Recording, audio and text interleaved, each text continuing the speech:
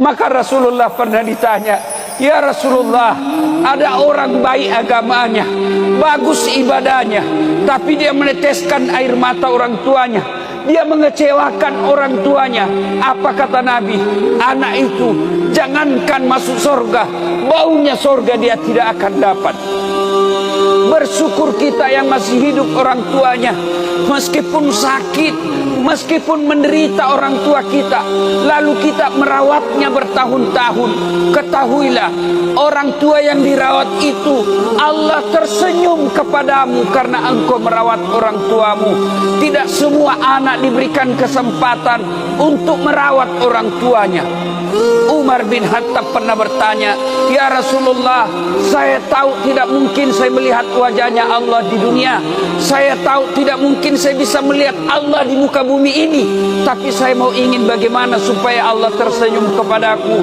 Maka Nabi menjawab, "Buatlah ibu bapakmu tersenyum, maka Allah pasti tersenyum kepadamu."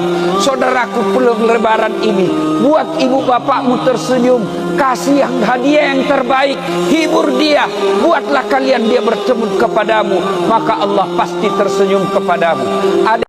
Maka Rasulullah pernah ditanya, "Ya Rasulullah, ada orang baik agamanya, bagus ibadahnya, tapi dia meneteskan air mata orang tuanya, dia mengecewakan orang tuanya. Apa kata Nabi? Anak itu jangankan masuk surga, baunya surga dia tidak akan dapat." Bersyukur kita yang masih hidup orang tuanya, meskipun sakit, meskipun menderita orang tua kita, lalu kita merawatnya bertahun-tahun. Ketahuilah, orang tua yang dirawat itu Allah tersenyum kepadamu karena engkau merawat orang tuamu. Tidak semua anak diberikan kesempatan untuk merawat orang tuanya. Umar bin Khattab pernah bertanya, "Ya Rasulullah, saya tahu tidak mungkin saya melihat wajahnya Allah di dunia.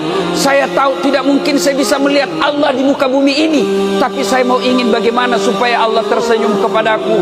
Maka Nabi menjawab, "Buatlah ibu bapakmu tersenyum, maka Allah pasti tersenyum kepadamu." Saudaraku, pulang lebaran ini, buat ibu bapakmu tersenyum, kasih hadiah yang terbaik, hibur dia, buatlah kalian dia bertemu kepadamu, maka Allah pasti tersenyum kepadamu.